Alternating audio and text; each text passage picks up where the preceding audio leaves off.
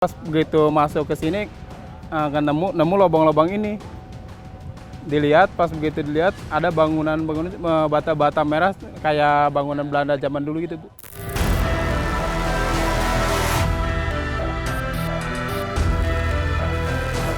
Wali Kota Bogor saat meninjau lokasi temuan di Jalan Nyai Raja Permas dekat stasiun Bogor pun menduga terowongan kuno ini adalah bekas peninggalan pemerintah kolonial Belanda di tahun 1800-an.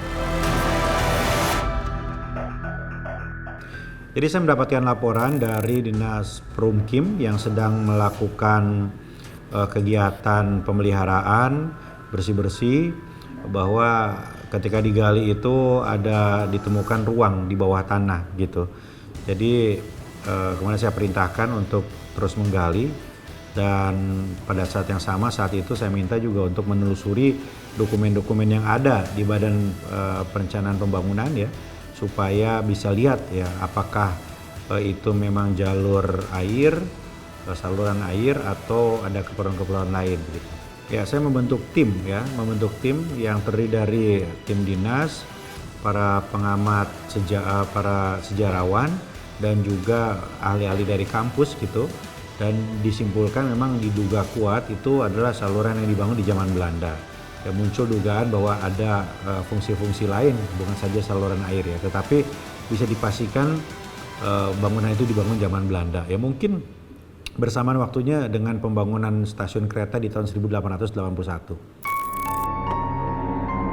Temuan ini sempat membuat heboh warga Kota Bogor dan penggiat sejarah, apalagi saat petugas banyak menemukan ruangan kotak di ujung terowongan. Banyak yang menduga itu adalah sebuah bunker tempat persembunyian. Namun setelah ditelusuri lebih dalam, ruangan tersebut hanyalah tempat penampungan air.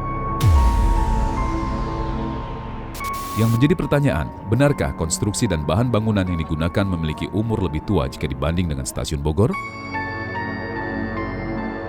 Sebelum dibangunnya bangunan utama stasiun Bogor ya, berdasarkan peta 1880, mereka sudah terlebih dahulu membangun sarana saluran air. Lorong tua yang memiliki panjang 8,5 meter, lebar 2 meter dengan tinggi 1,5 meter ini diduga memiliki cabang yang salah satunya tembus hingga Istana Presiden Bogor. Benarkah demikian? Memang ada dugaan bahwa dulu istana itu terhubung di jalur bawah tanah begitu. Tetapi yang kita temukan ini belum ada indikasi menembus ke istana. Yang kita temukan ini baru sebatas sekeliling stasiun kereta saja. Jadi belum ditemukan jalur-jalur ke arah istana. Penemuan terowongan atau bunker peninggalan zaman penjajahan Belanda memang tersebar di berbagai tempat di kota dan Kabupaten Bogor. Salah satunya Bunker Mandiri, di Jalan Batu Tulis, Kelurahan Lawang Gintung, Kecamatan Bogor Selatan. Pada zaman dahulu, bunker digunakan untuk tempat persembunyian ataupun penyimpanan cadangan makanan. Tak heran banyak yang meyakini bahwa temuan ini sama dengan hal sebelumnya. Kalau yang namanya tempat persembunyian atau itu bunker, biasanya mereka dilengkapi dengan beberapa fasilitas lain. Jadi ini jelas bahwa fungsinya itu untuk saluran air. Di balik penemuan saksi bisu era zaman kolonial, terdapat kisah lainnya yang cukup menegangkan. Kabarnya banyak petugas tumbang saat menelusuri dan menggali lebih dalam terowongan misterius ini. Udah kerasa emang sebelum nemuin itu juga udah kerasa badan agak meriang gitu.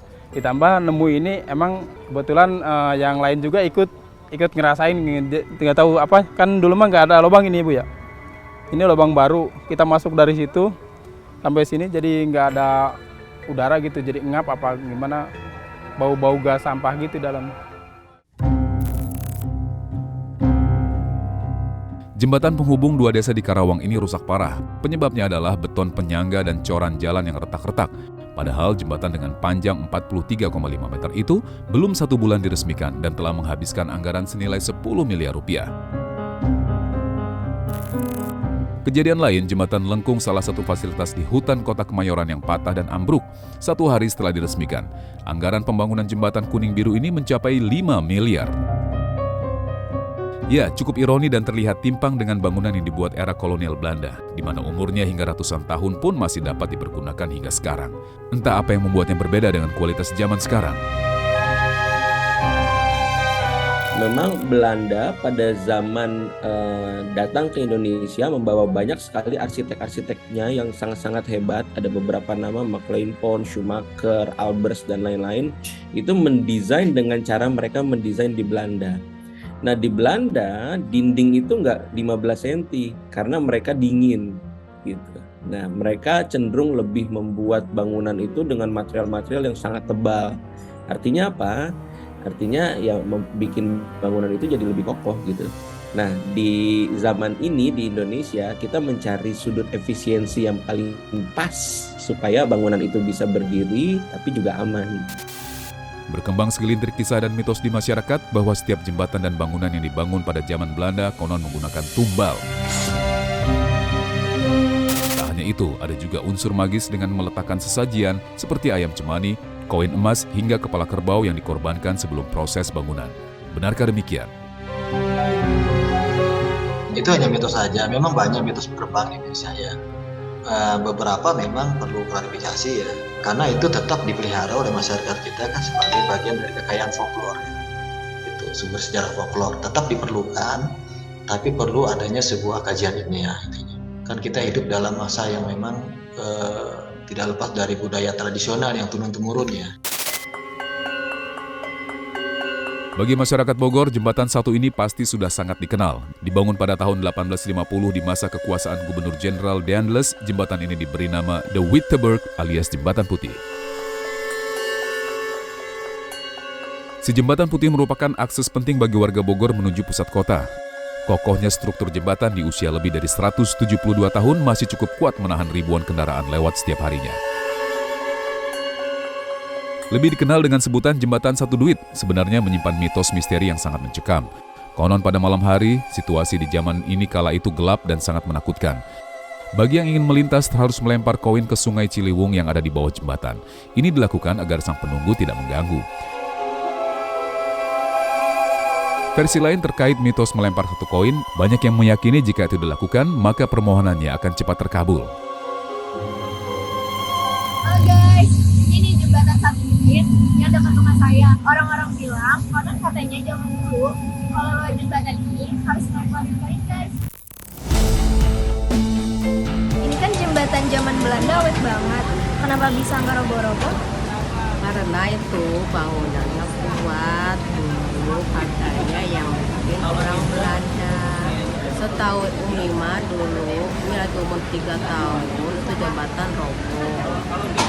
Ada yang nyebur mobil sama truk kembali, tapi yang mobil nggak ketemu orangnya mah. Truk mah ada.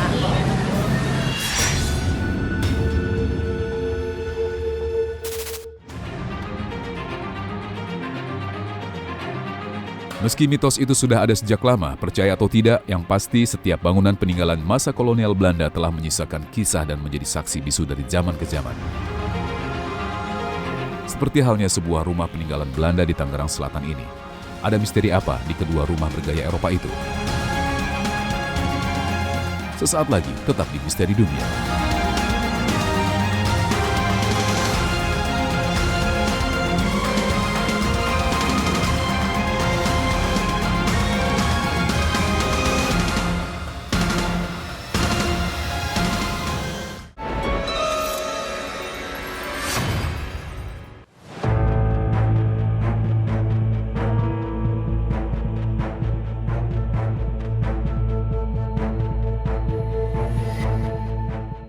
Dua bangunan tua peninggalan Belanda yang terletak di kampung PTPN, Kelurahan Cilenggang, Kecamatan Serpong, Kota Tangerang Selatan menjadi saksi sejarah bangsa Indonesia.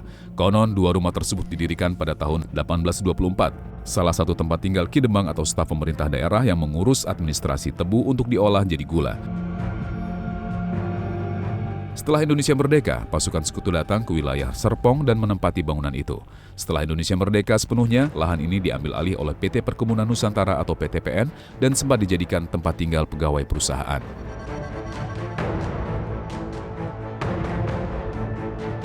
Ki Kini kosongnya 2 rumah peninggalan Belanda tersebut meninggalkan cerita seram bagi warga sekitar. Warga kerap melihat sosok cantik noni Belanda yang keluar masuk dari area bangunan tua tersebut.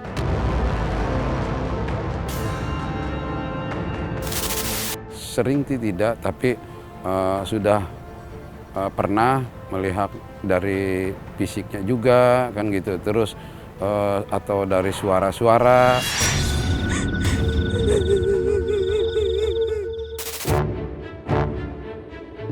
Kisah lain pun diungkap oleh ketua RT setempat.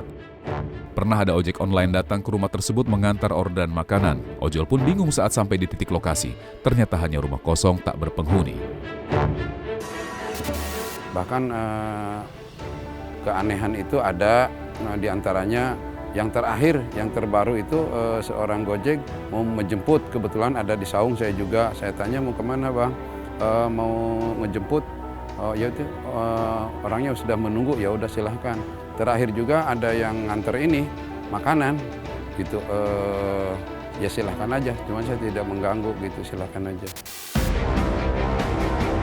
Tak bermaksud mengganggu dan menantang sang penunggu, tim Misteri Dunia bersama Furi Harun, seorang indigo interdimensional, akan mengulik kisah dan mengungkap ada apa di balik tembok rumah yang dibangun tahun 1891 tersebut.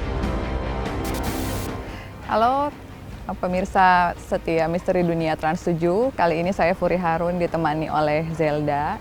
Kita sedang berkunjung ke rumah tua bangunan Belanda yang konon katanya pernah dibangun dari tahun 1891. Dan tadi dari awal kita datang, saya sudah izin untuk bisa masuk dan bercerita tentang apa yang ingin mereka ceritakan kepada pemirsa semuanya. Tetapi sebelumnya ada noni Belanda yang memang sudah meminta untuk dibawakan mawar putih sebanyak 7 tangkai.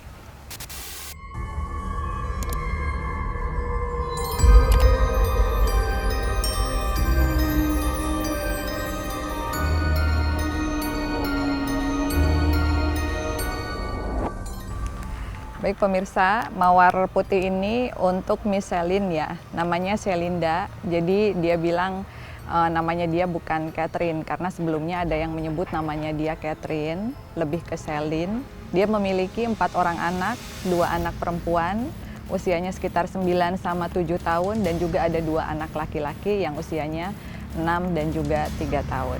Kita kasih ini untuk Ibu Selin.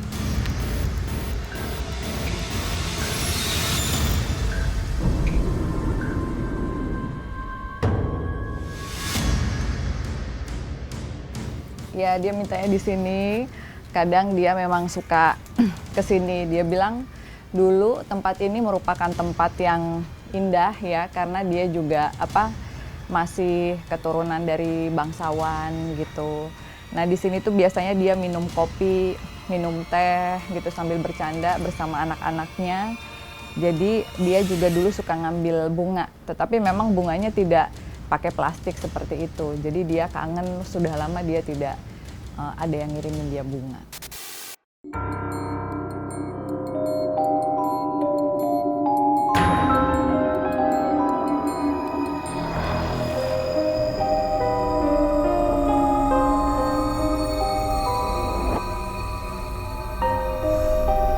Furi pun mencoba lebih dalam menggali dan melihat memori masa lalu di era kejayaan rumah bekas Kidemang.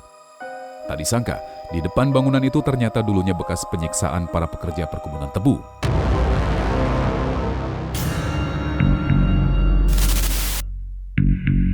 Begini gambaran penglihatannya.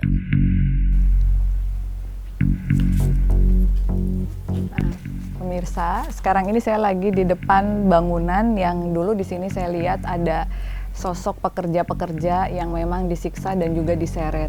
Jadi bagi pekerja yang mungkin sudah terlalu lapar, terus juga haus, jarang diberikan minum dan hanya dibayar seadanya saja ya, tidak cukup, itu mereka dibilangnya pemalas. Sehingga ada beberapa yang sudah tua lalu diseret dan dimasukkan ke sini. Ada yang teriak-teriak, ada yang merintih minta diampuni gitu. Ada juga kadang dikasih air minum tapi diguyur gitu, tidak pakai gelas gitu. Sampai beberapa juga banyak yang meninggal, mungkin sekitar 11 orang yang meninggal. Kalau dilihat tanggalnya sekitar tanggal 3 Maret, tapi tahunnya masih sekitaran 1903. Jadi kalau dulu ini nggak ada tutup ya, tembok gitu terbuka tanpa pintu, terus orang-orang yang disiksa dimasukkan ke sana. Lalu kalau misalnya sudah bau busuk, sudah meninggal, mereka mayatnya dikeluarkan dan ada sebagian yang dikubur di bawah pohon tadi yang kita naruh kembang. Penelusuran berlanjut ke bagian dalam rumah. Tiap ruang kami telusuri. Mata batin terus bergerak membaca berbagai energi gaib yang mengikuti tiap langkah kami.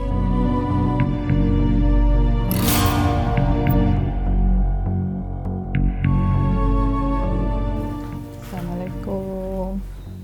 Nah, pemirsa, ini merupakan ruangan dapur ya. Tapi kalau ini bangunan baru. Jadi kalau dulu Kak Furi melihatnya ini belum ada. Jadi di sini ada meja bulat ya, meja kayu gitu. Terus juga ada hiasan-hiasan seperti bunga-bunga gitu ya, warna-warni. Dan di sini seringkali masak Nyonya Selin beserta suaminya. Mereka keluarga yang cukup harmonis, romantis. Jadi justru mereka itu merasakan kepahitan setelah Belanda diusir dari Indonesia, lalu mulai diduduki oleh tentara Jepang seperti itu.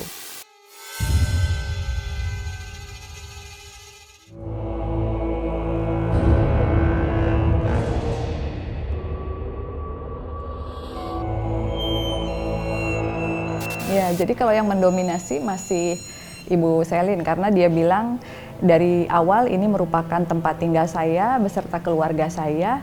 Jadi kamu hanya saya berikan gambaran sedikit setelah kehidupan kami selesai di sini, seperti itu. Tetapi kalau untuk sehari-hari dia selalu muncul.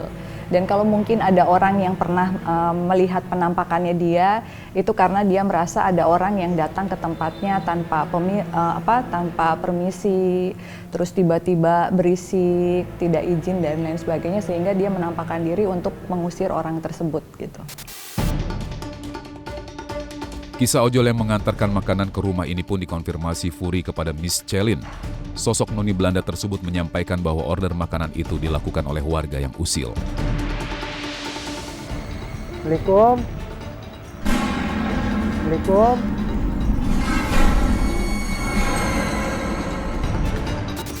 Tadi kan kita dengar ada yang sempat order ojek, makanan dan lain-lain. Jadi kalau menurut penghuni di sini mereka tidak order ojek, melainkan orang-orang yang sering diam di sini, terutama muda-mudi yang mereka berpacaran, terus juga suka nulis-nulis dan melakukan hal-hal yang negatif.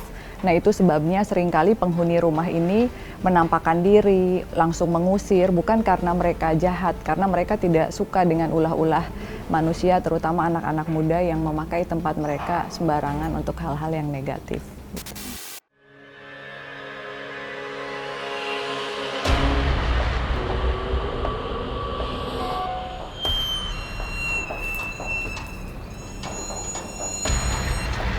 Baik pemirsa Misteri Dunia Trans 7, sekian penelusuran kali ini ke rumah bangunan tua yang dibangun tahun 1891. Terima kasih untuk keluarga Noni Belanda Ibu Selin yang sudah menerima kita dengan baik dan sudah mau meluangkan waktunya untuk bercerita.